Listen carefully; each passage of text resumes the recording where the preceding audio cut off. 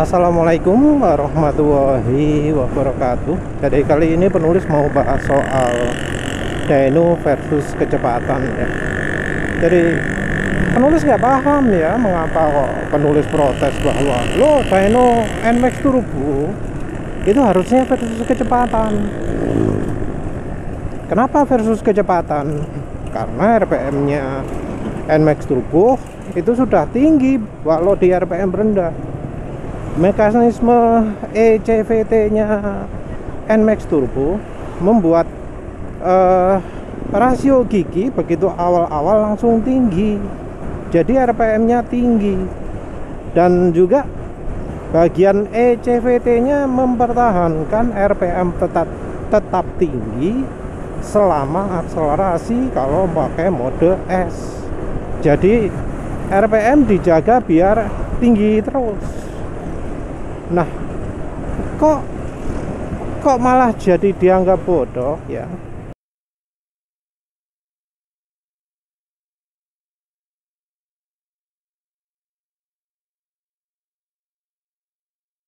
Karena menurut penulis ya, yang bisa mencerminkan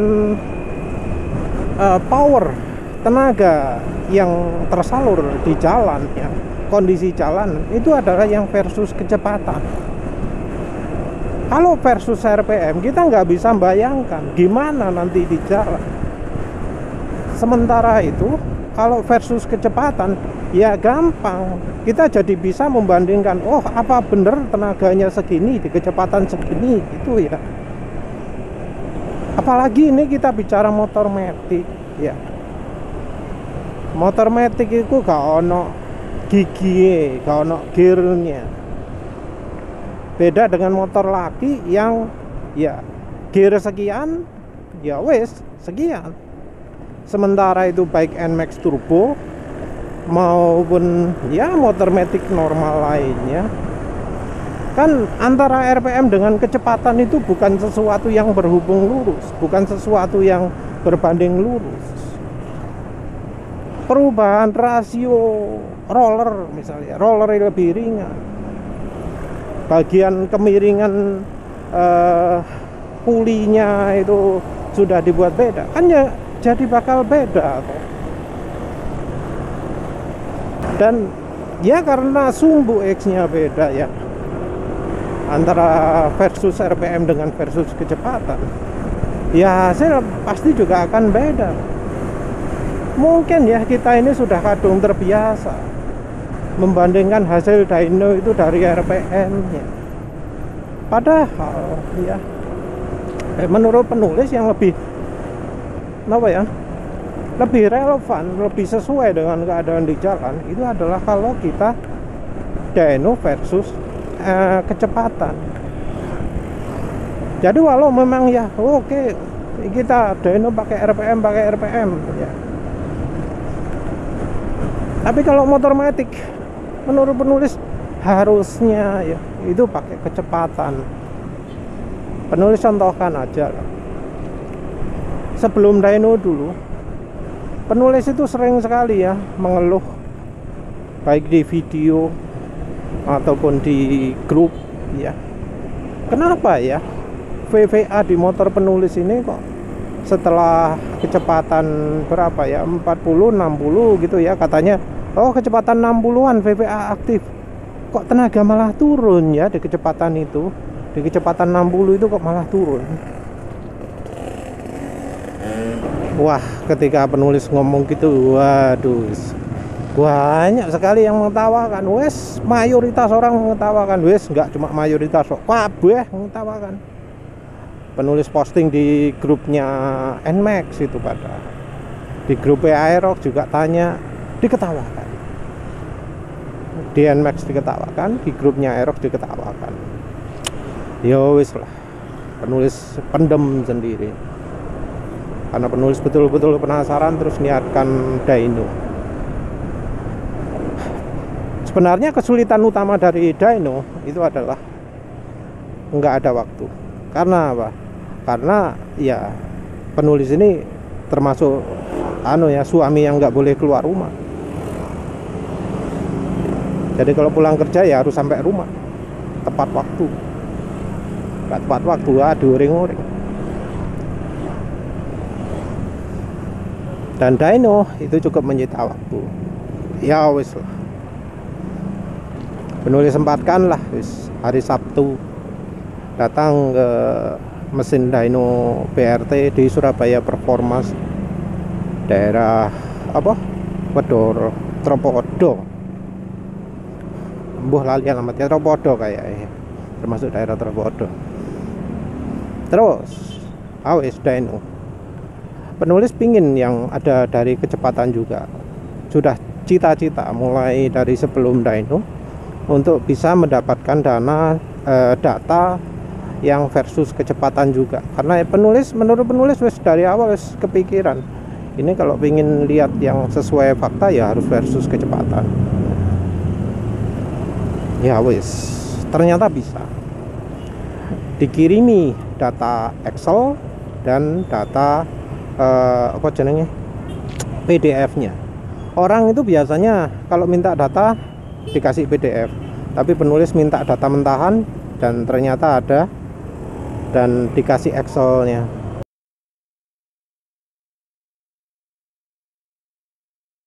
Jadi Excel itu filenya file mentahan ya, mentahan langsung dari sensornya, bukan dari sensornya ya, dari hasil kalkulasi mesin langsung ditunjukkan angka mentahnya, bukan dalam bentuk grafik. Angka itu sangat-sangat berguna ya. Ternyata kalau berdasarkan kecepatan itu angkanya itu detailnya jauh lebih banyak ya. Kalau versus RPM kan cuma piro ya, rentang 250 RPM atau 500 RPM, mbuh lali. Tapi rentangnya kalau RPM itu besar-besar, jadi datanya nggak banyak. Nah kalau yang versus kecepatan datanya banyak. Dengan data mentah itu juga kita bisa menghilangkan data-data yang nggak relevan, seperti misalnya HP-nya kebaca 0 gitu ya. Jadi kelihatan lebih mulus grafiknya daripada kalau data utuhan gitu di smoothing, jauh lebih mulus. Tapi yang jelas penulis dapatkan dua-duanya.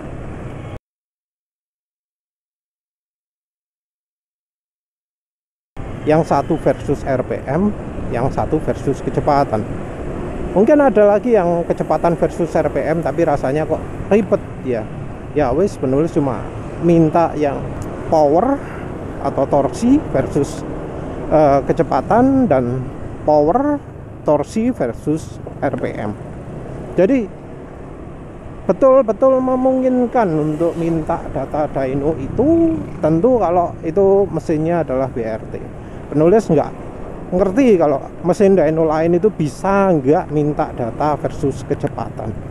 Penulis juga pernah melakukan uji dyno di mana, di Rad Race ya,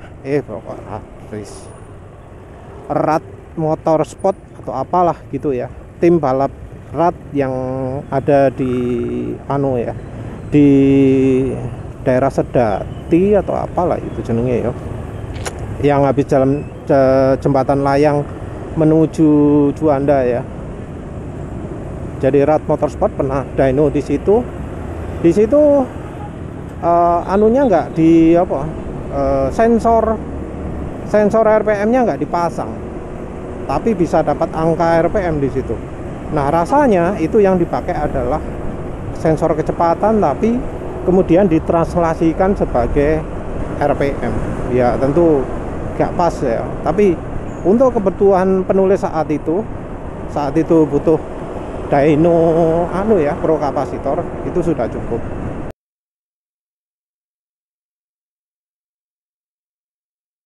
Ya hasil dyno pro kapasitornya memuaskan sih ya.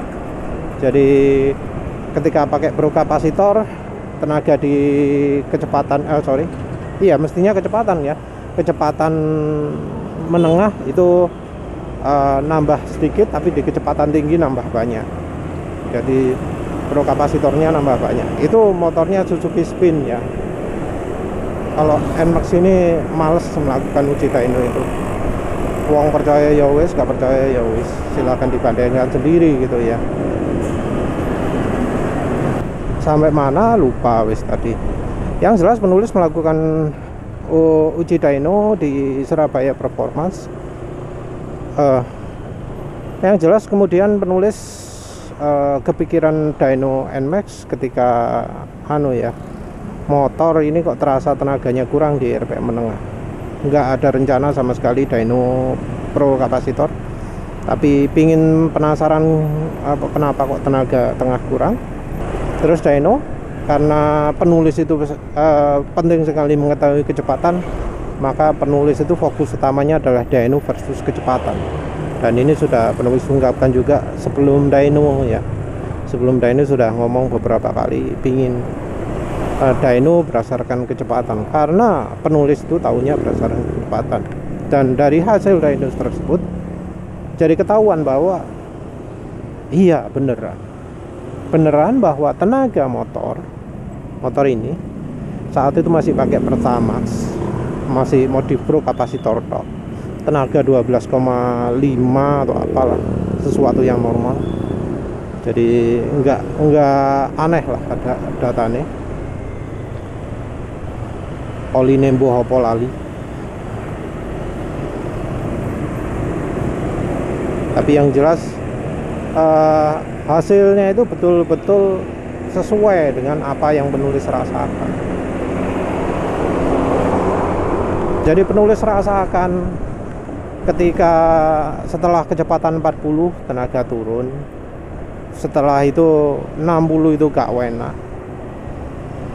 Terus habis itu tenaga naik lagi sekitar 80-an ya. Dan beneran ternyata di hasil dyno juga menunjukkan persis seperti itu. Tenaga naik sampai di kecepatan 40-an.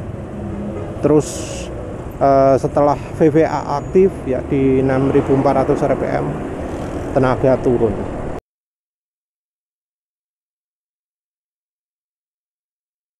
Beneran ya, sesuai. Jadi apa yang penulis rasakan beneran bisa dikonfirmasi di hasil dyno. Yang penulis ngomong mungkin ya merasakan ya, tapi ya bukan cuma tarikan daya dorong atau sentakan di badan saja ya yang penulis pakai sebagai acuan, tapi juga perubahan angka di speedometer. Jadi tenaga motor itu besar ya kalau perubahan angka kecepatan di speedometer itu cepat. Tenaga motor itu pelan kalau perubahan angka di speedometer itu pelan.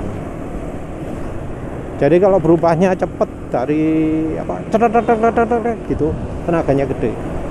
Kalau tenaganya lemah, perubahannya pelan. Dulu penulis biasanya menggunakan metode itu untuk mengetahui power bandnya dari motor manual ya. Dari motor manual kita bisa lihat pergerakan jarum ya. Maklum motornya karbu ya, masih pakai jarum bukan digital. Nah pakai jarum itu jadi kelihatan kecepatan pergerakan dari jarum kecepatannya. Nah ketika tenaga itu jos, jarumnya bergeraknya cepat. Ketika akselerasi itu pelan, bergeraknya pelan. Nah penulis ganti giginya ya ketika jarumnya itu masih kenceng. Jadi begitu jarum mulai melambat, penulis ganti gigi. Jadi itu ya cara penulis gampangan untuk mengetahui power bandnya motor. Jadi mengetahui pergerakan kecepatan motor. Ya sebenarnya kalau ada dial RPM juga sama. Pergerakan dial RPM kencang ketika jalan motornya itu tenaganya gede, dial RPM pelan itu akselerasinya pelan, tenaganya pelan.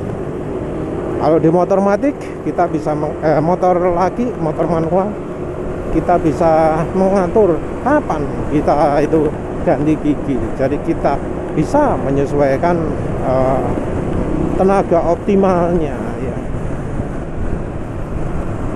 Jadi tenaga optimal itu enggak selalu menghabiskan RPM sampai habis gitu ya. Kadang-kadang ya ganti bensin juga bisa berubah polanya. ganti busi ya berubah, ganti pom bensin ya bisa berubah. Aneh-aneh. Tapi balik lagi ke topik utama, kalau mau dyno yang benar-benar relevan untuk motor metik, dyno itu harus versus kecepatan. Apalagi kalau kita mau modif kirian, mau nggak mau kita harus lihatnya dari versus kecepatan. NMAX Turbo itu ibarat modif kirian.